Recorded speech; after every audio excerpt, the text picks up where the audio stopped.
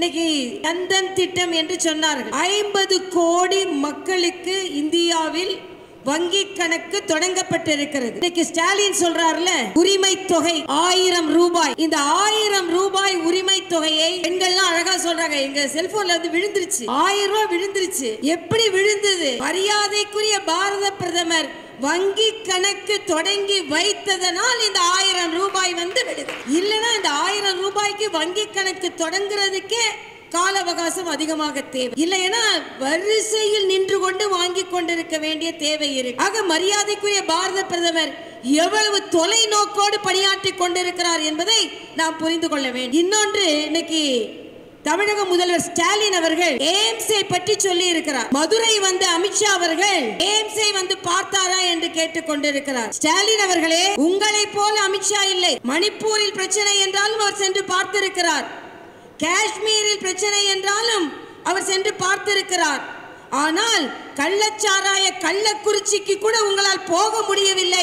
அமித்ஷா அவர்களை நீங்கள் கேள்வி கேட்டுக் கொண்டிருக்கிறீர்கள். அது மட்டுமல்ல, ஒரு செங்கலை எடுத்துக்கொண்டு இது எய்ம்ஸ் என்று ஏதோ பெரிய திறமையாக பிரச்சாரத்தை முடித்து விட்டதை போல சொல்லிக் கொண்டிருக்கிறார்கள். நான் கேட்கிறேன், ஸ்டாலின் அவர்களே, உதயநிதியே, நாங்க எய்ம்ஸ் கொண்டு வரோம் சொல்லிட்டு அதை ஆரம்பித்ததனாலதான் ஒரு செங்கலையாவது உங்களால் காண்பிக்க முடிந்தது. உங்கள் ஆட்சி காலத்தில் ஒரு செங்கலை கூட காண்பிக்க முடியல. திட்டமிட்டீர்களா எய்ம்ஸ்க்கு? இல்ல. ஆனால் எய்ம்ஸ் என்று 25 எய்ம்ஸ் இந்த நாடு முழுவதும் இந்த 10 ஆண்டுகளில் நிறுவப்பட்டிருக்கிறது.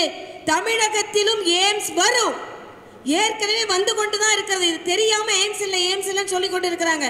4 வருட பரீட்சையை ராமநாதபுரத்தில் குழந்தைகள் முடித்து விட்டார். ஏற்கனவே அந்த படிப்பு நடந்து கொண்டுதான் இருக்கிறது. நீங்க சொன்ன மாதிரி எய்ம்ஸ் ஒரு பேனாவை கடற்கரையில் வைக்க சுருகிற மாதிரி கிடையாது. திட்டமிட வேணும். ஒரு கார்டியாலஜி டிபார்ட்மெண்ட்னா எப்படி இருக்கணும்? உலகத்தரம் வாய்ந்த 11 மருத்துவக் கல்லூரிக்கு அனுமதி கொடுத்தது மட்டுமல்லாமல் இன்னைக்கு சிறப்பு மருத்துவ பிரிவு மதுரை, திருச்சி, திருநெல்வேலியில் மரியாதைக்குரிய பாரத பிரதமர் வந்த பிறகுதான் அது நிறுவப்பட்டது. ஆக எய்ம்ஸ் எப்படி கட்டணம் இருக்கும்னா, அமெரிக்காவில் என்ன சிகிச்சை கிடைக்கிறதோ, லண்டனில் என்ன சிகிச்சை கிடைக்கிறதோ, அந்த சிகிச்சை எய்ம்ஸில் கிடைக்கும். அதற்கு கொஞ்சம் கால தாமதம் ஆகும் கட்டணம் எடுப்பது. ஆனா உங்களை மாறி இல்லை. ஸ்டாலின் அவர் தொலைக்காட்சியில பார்த்தீங்க, ஒரு காயம் அடைந்த ஒரு தமிழ் சகோதரனுக்கு யாரு ட்ரீட்மெண்ட் கொடுக்கிறார்? துப்புரவு தொழிலாளியான சகோதரி மனிதாபிமானத்தோடு அவர் சிகிச்சை கொடுக்கிறார், மருத்துவர் இல்லை. நீங்கள் எய்ம்ஸை பற்றி சொல்கிறீர்களா? இன்னும் சொல்ல போனால் இன்னைக்கு எய்ம்ஸ்ல இருந்து ஒரு படம் வெளியிட்டு இருக்கிறார்கள். இப்படித்தான் எய்ம்ஸ் இருக்குன்னு சொன்னா உடனே ஏமாற்றுகிறீர்களா என்று கேட்கிறார். ஏமாற்றவில்லை ஸ்டாலின் அவர்களே. இந்த கட்டடம் இன்று எய்ம்ஸ் அதிகாரி வெளியிட்டதை போல பல மாடி கட்டடம், பாரத தேசத்திலே இல்லாத சிகிச்சை இங்கே கிடைக்கும். இந்த கட்டடம் திறக்கப்படும். அப்பொழுது தமிழகத்தில் தேசிய ஜனநாயக கூட்டணி ஆட்சி இருக்குமே தவிர உங்கள் ஆட்சி இருக்காது. அதுக்காக தாங்க எய்ம்ஸ் திறக்கப்படும், உங்க ஆட்சியில் இல்லைங்க. உடனே 10 மாசத்துல திறக்க மாட்டீங்களான்னு கேட்காதுங்க. அதற்கென்று ஒரு கால அவகாசம் இருக்கு. ஆனால் குழந்தைகள் படித்துக் கொண்டிருக்கிறார்கள். எய்ம்ஸ்ல என்ன படிப்பு கொடுக்க வேண்டுமோ அதை படித்துக் கொண்டிருக்கிறார்கள். ஆனால் சிகிச்சைக்கு என்று அந்த கட்டிடத்தை அவர்கள் வடிவமைப்பது இன்னைக்கு அண்ணன் மரியாதைக்குரிய சுதாகர் ரெட்டி அவர்களுக்கு தெரியும். பிபின் நகர்ல எய்ம்ஸ் இருக்கு. ஆனா ஃபேஸ்ட் மேனர்ல தான் அதுவும் கட்டடம் கட்டப்பட்டது. ஆனால் கட்டி முடித்த பின்பு இதை போல ஒரு மருத்துவமனை இல்லை என்ற நிலைக்கு வரும். ஆனால் நான் கேட்கிறேன், ஸ்டாலின் அவர்களே, 5 முறை தமிழகத்தை ஆட்சி செய்திருக்கிறீர்கள். எய்ம்ஸ் மாதிரி ஒரு மருத்துவமனையை நீங்கள் கட்டி இருக்கிறீர்களா என்று கேட்கிறேன். மோடி அவர்களை கேட்பதற்கு உங்களுக்கு என்ன உரிமை இருக்கு? அதே போல்தான் இன்றைய காலகட்டத்தில் பொதுமக்கள் பாதிக்கப்படைந்து கொண்டிருக்கிறார்கள். ஆனால் அவர் செய்வதெல்லாம் இருமொழி கொள்கை, டீலிமிட்டேஷன், ஹிந்தி திணிக்கப்படாது என்று சொன்ன பின்பும் ஹிந்தி திணிக்கப்படும் என்று சொல்வது. ஆக இன்றைய காலகட்டத்தில் 10 லட்சம் கோடி தமிழகத்திற்கு மட்டும் மத்திய அரசால் ஒதுக்கப்பட்டிருக்கிறது. ஸ்டாலின் அவர்களே, எங்கே எங்கே என்று கேட்டுக்கொண்டிருக்கிறீர்கள். நீங்கள் ஸ்டிக்கர் ஒட்டுகின்ற அத்தனை திட்டங்களும் மத்திய அரசின் திட்டம். நான் அடிக்கடி ஒன்றை சொல்லுவேன். நான் மருத்துவராக பணியாற்றி கொண்டிருக்கும் பொழுது நோயாளிகளை பார்க்க போகும் பொழுது ஒரு நோயாளி ரொம்ப கவலையா இருந்தார். அவர்கிட்ட கேட்டேன், என்னாகுமோன்னு கவலைப்படாதுங்கன்னு கேட்டேன். சொன்னேன். அதுக்கு அந்த நோயாளி சொன்னார், என்னாகுமோன்னு கவலைப்படல டாக்டர், எவ்வளவு ஆகுமோன்னு தான் எனக்கு கவலையாக இருக்கிறது என்று சொன்னார். அப்படி இருக்கின்ற காலகட்டத்தில் மிக மிக குறைந்த செலவில் மருந்துகளை ஜன் ஔஷதி என்று மக்கள் மருந்தகம் என்று ஆரம்பித்ததை முதல்வர் மருந்தகம் என்று ஆரம்பித்தாரே தவிர, ஆனால் அதை வெற்றிகரமாக நடத்தவில்லை. பல முதல்வர் மருந்தகங்களில் மருந்து இல்லை. ஆனால் நாடு முழுவதும் பிரதமரின் மருந்தகங்கள் வெற்றிகரமாக செயலாற்றி கொண்டிருக்கிறது. அதுதான் பிரதமர். தென்பெண்ணை பாலாற்றுல ஒரு வெள்ளம், துரைமுருகன் அண்ணன் ஒரு 6 மாசத்துக்கு முன்னாலதான் ஒரு பாலத்தை திறந்தார். வெள்ளத்தோட அந்த பாலம் அடிச்சுட்டு போச்சு. ஏன்னு கேட்டா 50 கியூசெக் தண்ணிக்கு தான் அந்த பாலம் தாங்கும். 1 லட்சம் கியூசெக் தண்ணி வந்துருச்சு, அதனால பாலம் அடிச்சுட்டு போச்சுன்னு சொன்னாங்க. ஆனா கடந்த 100 ஆண்டுகளுக்குள் 2 லட்சம் கியூசெக் தண்ணி கூட அந்த பாலாற்றில் வந்திருக்கிறது. ஆனால் 1 லட்சம் கியூசெக் தண்ணீரை கொடுக்கின்ற பாலத்தை கூட ஒழுங்காக கட்ட முடியாதவர்கள் நீங்கள். உலகத்திலேயே உயரமான பாலத்தை காஷ்மீரில் கட்டி அதை திறந்து வைத்திருக்கிறார் மரியாதைக்குரிய மோடி அவர். உலகமே அண்ணாந்து பார்த்து கொண்டிருக்கிறது. காஷ்மீர் முதல் கன்னியாகுமரி வரை இணைக்கப்பட்டிருக்கிறது. 50,000 மருத்துவ மாணவர்களின் இடம் அதிகரிக்கப்பட்டிருக்கிறது. எல்லாவற்றிற்கும் மேலாக இந்த பாரத தேசத்தின் முகம் உலக அரங்கில் ஒளிர்ந்து கொண்டிருக்கிறது, உலக அரங்கில் நிமிர்ந்து கொண்டிருக்கிறது. இன்று இந்தியாவில் இருந்து ஒரு பிரதமர் செல்கிறார் என்றால் உலகமே அவரை கைத்தட்டி வரவேற்று ரசித்துக் கொண்டிருக்கிறது. இது ராகுல் காந்தி போன்றவர்களுக்கெல்லாம் தெரியாது. ஆக இந்த நாட்டின் உயரத்தை எல்லாவற்றிற்கும் மேலாக புல்வாமா என்ற இடத்தில் சென்று ஆண்களை கொன்றுவிட்டு உங்களது மோடியிடம் சென்று சொல்லுங்கள் என்று சொன்னதை மோடியிடம் சொன்னது தீவிரவாத முகாம்கள் ஒன்றும் இல்லாமல் அழித்து நொறுக்கியதுதான் மோடி அவர்களின் சாதனை. உலகமே வியக்கிறது.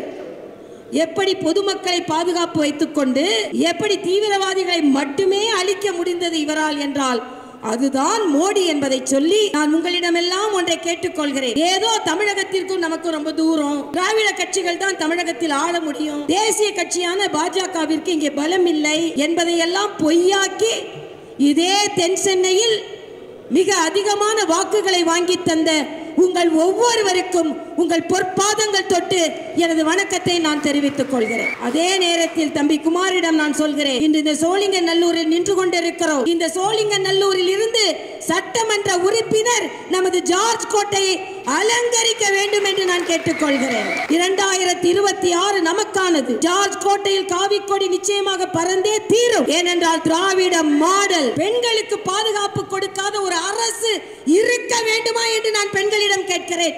உடனே வெளியேற்றப்பட வேண்டிய அரசாக திராவிட முன்னேற்ற கழக அரசு இருக்கிறது. அதாவது கலைஞர், ஸ்டாலின், உதயநிதி, சரி இன்ப நிதிக்கு ஒன்னும் பதவி இல்லைன்னு நினைச்ச இன்னைக்கு காலையில் ஒரு பத்திரிகை செய்தி, கலைஞர் டிவியில் அதிகாரப்பூர்வ அதிகாரியாக இன்ப நிதி அறிவிக்கப்பட்டிருக்கிறாராம். எனவே அப்படியே கொஞ்சம் வந்து அப்படியே தமிழகத்திலும் தலைவு காட்டி விடுவார்கள்.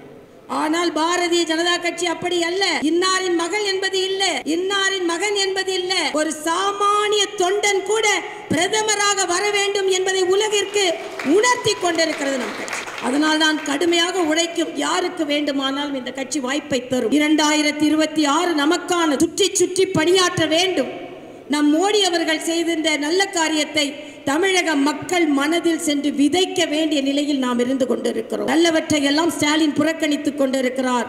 ஆனால் திராவிட முன்னேற்ற கழகத்தை சார்ந்தவர்கள் இன்று பதற்றத்தோடு இருக்கிறார்கள். அதனால்தான் மதுரையில் கூடுவோம் என்றவுடன் வெலவெலத்து போயிருக்கிறார்கள். முருகனின் மாநாட்டை இவர்கள் நடத்தினார்கள். அடுத்து ஜார்ஜ் கோட்டையில் முருக பக்தர்கள் தான் அமரப் போகிறார்கள் என்பதை ஸ்டாலின் உணர்ந்திருக்கிறார். அதனாலதான் மதுரையில் கூடுவோம் என்ற உடனே சலசலத்து போயிருக்கிறார். எல்லாவற்றையும் விட முகம் வெளிரி இருப்பது சேகர்பாபு தான். நான் கேட்கிறேன், 3000 குடமுழுக்கு என்று சொன்னீர்களே, கேக் வெட்ட போறீங்க, கஞ்சி குடிக்க போறீங்க, தவறில்லை. ஆனால் ஒரு குடமுழுக்கு விழாவிலாவது கலந்து கொண்டீர்களா ஸ்டாலின் அவர்களே? பின்பு இந்துக்களின் வாக்கு உங்களுக்கு எப்படி கிடைக்கும் என்று நீங்கள் நினைக்கிறீர்கள்? அதனால் தான் மதுரையில் நாம் எல்லாம் கூடுவோம் என்றவுடன் நாம் எந்த விதத்திலும் வேற்றுமை பார்த்ததில்லை. மரியாதைக்குரிய பாரத பிரதமர் கிறிஸ்துமஸ்க்கு வாழ்த்து சொல்கிறார், ரம்ஜானுக்கு வாழ்த்து சொல்கிறார், தீபாவளிக்கு வாழ்த்து சொல்கிறார். ஆனால் ஸ்டாலின் தீபாவளிக்கு வாழ்த்து சொல்வதில்லை. நான் இருக்கிறேன். அண்ணன் பால் கனகராஜ் அவர்களையும் மேடையில் அவர்கின்ற சமத்துவம் பாரதிய ஜனதா கட்சியில் இருக்கிறது, உங்களிடம் இல்லை. அதனால் 2026 திராவிட முன்னேற்ற கழகத்தை வீட்டிற்கு அனுப்பும் கடமையை ஒவ்வொருவரும் சபதமாக ஏற்க வேண்டும் என்று கேட்டு இதே தென் சென்னையில் இருந்து சட்டமன்ற உறுப்பினர்கள் ஜார்ஜ் கோட்டையை அலங்கரிப்பார்கள். அடுத்த முறை இந்த முறை நாம் விடுபட்ட பாராளுமன்றத்தை வெற்றி பெற செய்து தென் சென்னையில் இருந்து பாராளுமன்ற உறுப்பினர் பாராளுமன்றத்தை அலங்கரிக்க வேண்டும் என்று கேட்டு, நிச்சயமாக இந்த நிகழ்ச்சி நல்ல நிகழ்ச்சி. இங்கே காண்பித்திருக்கின்ற கண்காட்சியில் உள்ள அத்தனை கருத்துக்களை மக்களிடம் பதிய செய்ய வேண்டும் என்று சொல்லி, சூரியன் உதிக்கிறதோ இல்லையோ, கைகள் உயர்கிறதோ இல்லையோ, தமிழகத்தில் தாமரை மலர்ந்தே தீரும், தமிழகத்தில் தாமரை மலர்ந்தே தீரும், தமிழகத்தில் தாமரை மலர்ந்தே தீரும். நன்றி, வணக்கம்.